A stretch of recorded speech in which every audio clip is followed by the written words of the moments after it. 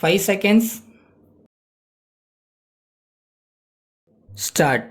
அன்புமிக்க நண்பர்களே, அன்னை தெரசா பெயரில் அமைந்துள்ள இந்த குழந்தைகள் காப்பகத்தை திறந்து வைக்கின்ற வாய்ப்பினை சமூக நலத்துறை அமைச்சர் என்ற முறையில் எனக்கு நல்கிய பெரியோர்களுக்கு என்னுடைய வணக்கத்தையும் நன்றியையும் தெரிவித்துக் கொள்கிறேன்.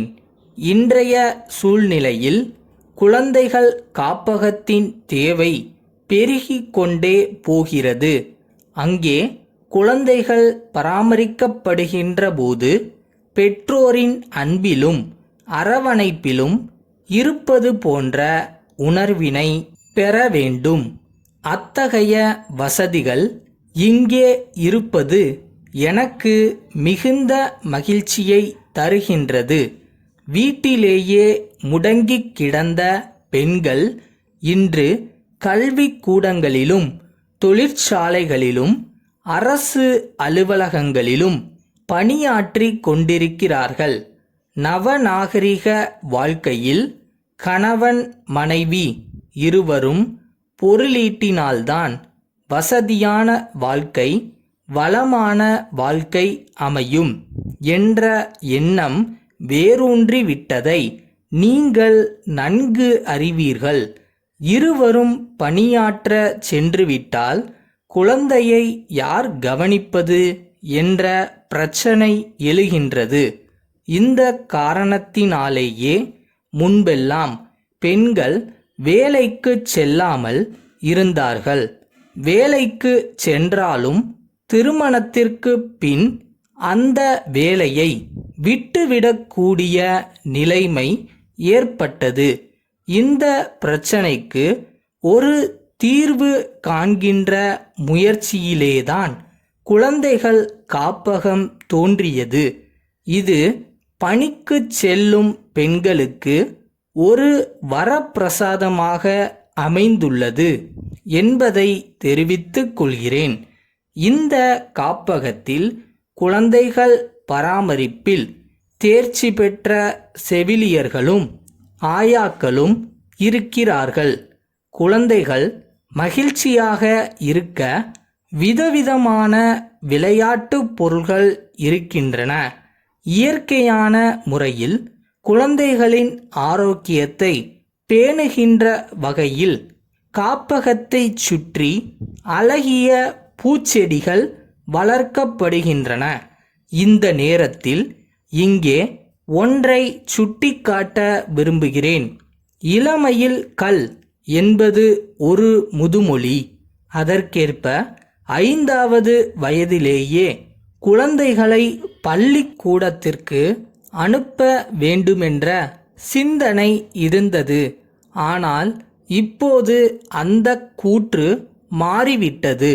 கருவிலேயே குழந்தை கேட்கும் திறமை பெற்றுள்ளதாக அறிவியலாளர்கள் கூறுகிறார்கள். கருவிலேயே கண்ணன் உபதேசத்தை அபிமன்யு கேட்டான் என்ற மகாபாரத கதையை இது மெய்ப்பிக்கிறது. அதனால் காப்பகத்தில் உள்ள குழந்தைகளின் கேட்கும் திறமையும் நினைவாற்றலையும் மேம்படுத்த முடியும் என்பது தெளிவாகின்றது.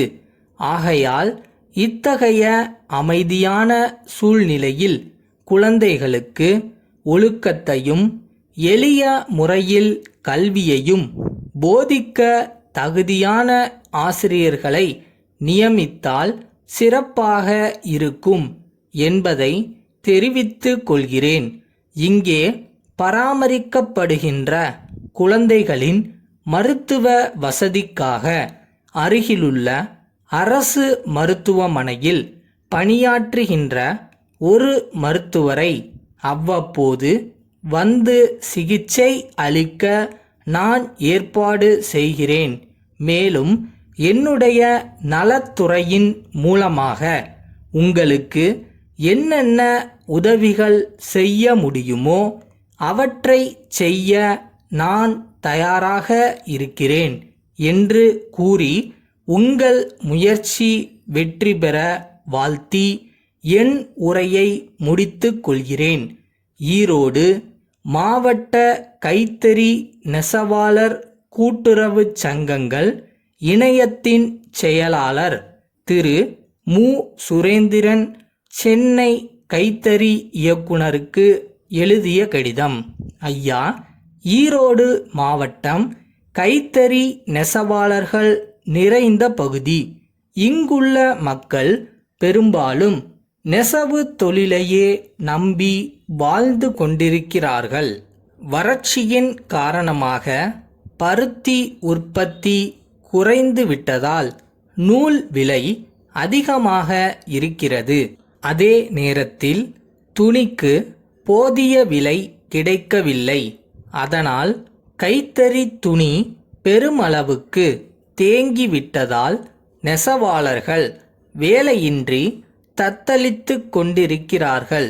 இந்நிலையில் அரசுதான் அவர்களுக்கு ஆதரவளிக்க வேண்டும். வரும் பொங்கல் பண்டிகையை முன்னிட்டு வறுமை கோட்டிற்கு கீழே உள்ளவர்களுக்கு இலவச வேட்டி சேலைகளை அரசு வழங்கும். அதற்கு தேவைப்படும் துணிகளை இப்பகுதியில் இருந்து கொள்முதல் செய்தால் நெசவாளர்களின் துயர் ஓரளவுக்கு துடைக்கப்படும். அதோடு நியாயமான விலையில் தேவையான நூலும் அவர்களுக்கு வழங்கப்பட்டால் அவர்களுடைய வாழ்வில் ஒளியேற்றி வைத்ததாக மகிழ்ச்சியடைவார்கள்.